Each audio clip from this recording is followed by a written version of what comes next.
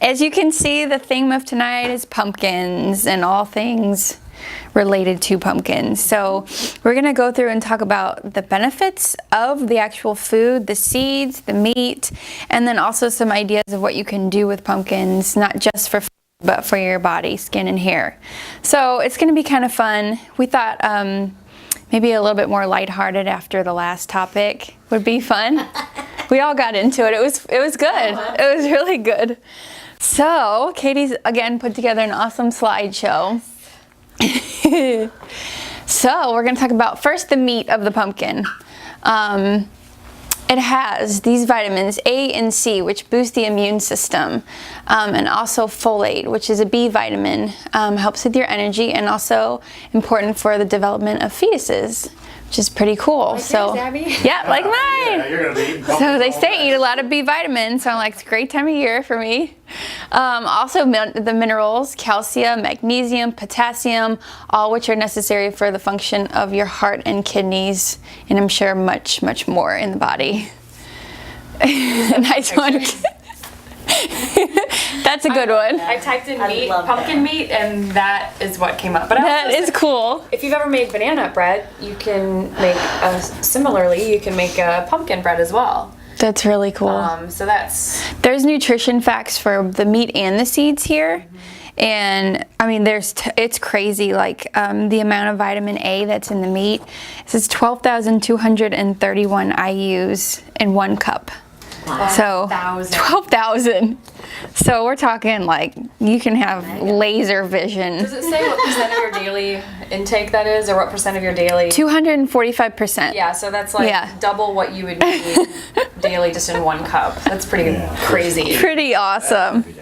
And yeah, I mean, That's just why so we got many things. Fun recipes for you to incorporate it. It also does have some of the omega-3s and 6s, not much, but I mean, it's worth noting. So that's the meat. Then we have the seeds of the pumpkin. So the seeds actually provide a lot of variety of different vitamins and nutrients, and one of them is protein, of course. And then we did have a workshop where we talked about omega-3s.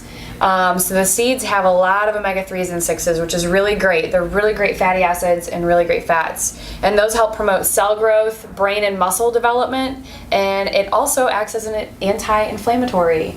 So there are lots and lots of different foods out there that provide your body with the nutrients to decrease inflammation in your body. And in fact, we didn't add it on here and I just thought of it, but there's actually a diet that's called the anti-inflammatory diet, which it just suggests hundreds of different types of foods you can incorporate into your diet to help get rid of aches and pains, joint stuff, arthritis, things like that, chronic inflammatory diseases. So the seeds are great for that. And it also has a lot of vitamins. One of them is A, which is good for immune function, which we talked about with the meat, but also your vision, reproduction, cellular communication, so how your cells all talk to each other and communicate and regulate all the things that go in and out of all these cells. Vitamin A helps with that. Helps with the maintenance of your heart, your lungs, and your kidneys. So it's amazing how one little teeny tiny vitamin can do hundreds and hundreds of things. I mean, this is just maybe 5 or 6 things that we listed. Vitamins literally do hundreds of things in our body. And I'm sure some of them we don't even know yet because, you know, we've only been studying the body for how many years? So it also has a lot of minerals. Calcium, magnesium, and potassium, which we talked about with the meat. And those also help with your muscle and nerve function. It also helps control blood glucose levels in your body. So it helps your body regulate sugars. And it also helps with energy production. So it allows your body to produce a lot more energy than normal in transportation of calcium. And I talk about this a little bit whenever I'm doing some Myers cocktails with patients over there, but magnesium especially is really great to get into your body if you're also taking a calcium supplement. Because I don't know if you guys remember the workshop that we did on calcium and the bones and all that kind of stuff, but you have to have magnesium and vitamin D and certain other vitamins to go with calcium to actually get calcium into the bones. Magnesium is kind of like the bouncer of the bone bar, and in order for calcium to get in there, magnesium has to be standing at the door and it has to open the door for them to get into the bones. Otherwise, you just have a bunch of calcium circulating in your body, and that's where kidney stones and arthritis. Arthritis it literally means inflamed joint, and it happens most of the time when you have too much calcium, and then it just sits on top of your joints and collects, and that's why you can get nodules, and that's why you see some people's fingers or hands kind of have like little lumps at the joints. The calcium has nowhere to go because it doesn't have anybody to let it in the bones. So magnesium, calcium, potassium, all those things are very important, and all those minerals are found in pumpkin seeds, which is great. And then I just pulled up some different pictures online of different things that people use pumpkin seeds for. And I didn't even think of this, but this is a really cool snack to just kind of have around the house. Mix up some pumpkin seeds, and I think those maybe orange M&Ms, probably not so healthy, but it makes it look pretty. But you can mix it with other nuts and seeds, It's almonds, like things coconut like that. flakes, maybe? Yeah. It looks good. That makes sense. I was wondering what that was too. And then also, I'm not sure if you guys have been to Bread Company recently, but they do have a winter squash soup, and they top it off with squash seeds, and it tastes delicious. And that's what that picture reminded me of there. So those are most of the benefits of the pumpkin seeds. And now Abby's gonna talk about some of the different recipes that we found. Some on the, not so healthy side, but some on the really, really healthy side. So we're gonna talk about that. We pulled up recipes for pumpkin pie. The one that I printed out is a more healthy one. You can find your basic one online anywhere. It involves evaporated milk and all kinds of crazy stuff. This one was pretty interesting, actually. The only thing in it that might be controversial was some heavy cream, but it's 1 cup for the whole pie. The rest is spices, the pumpkin puree, half a cup of sugar, and maple syrup. So that's what this whole basket here is. This is everything besides the cold products here, the eggs and the milk or the cream, everything you would need to make the pie, plus a couple other squash. You're so nice. And along with that, we found a recipe for a crust. It fits with the paleo diet, but it's made with almond flour. So, I mean, it's 4 ingredients, I think. I was wondering It's where you super would simple even to get make it. too. Almond flour, Celtic sea salt, Which we have that here. We yep, actually- 1 egg, and coconut oil. And I got this at Schnucks. It was kind of expensive at Schnucks, but I bet you could go, like at Whole Foods, they have the big bins. You could probably just like scoop it out, but it's so much better for you than the white flour. And even the whole wheat flour, I would probably say this is a better option.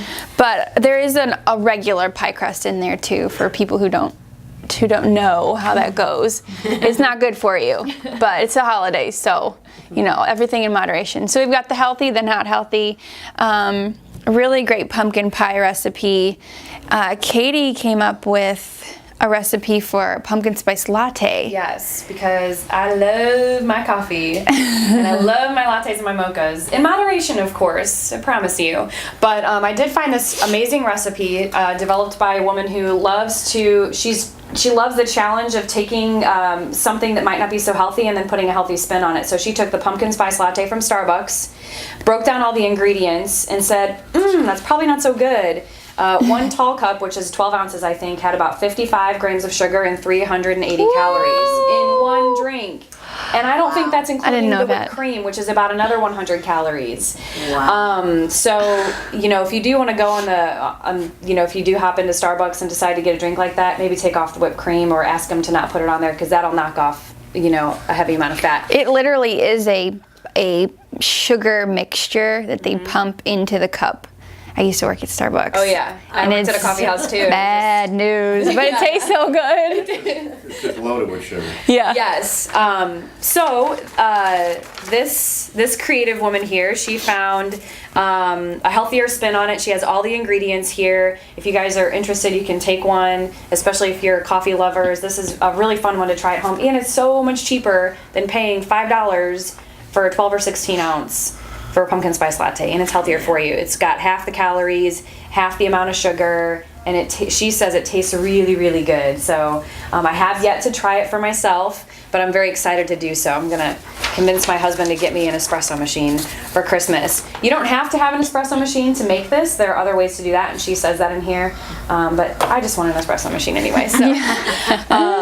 And tonight we are gonna treat you guys with a pumpkin pie, of course. Now I did not make this at my house, and Abby did not make this at her house, but we went to a local bakery, and they say on their website that they use natural, fresh ingredients, but they do use real butter in the pie crust instead of margarine or other type of stuff. So they say it tastes really good. So we're gonna give you all a slice, and then you guys can grab any of the recipes that you like.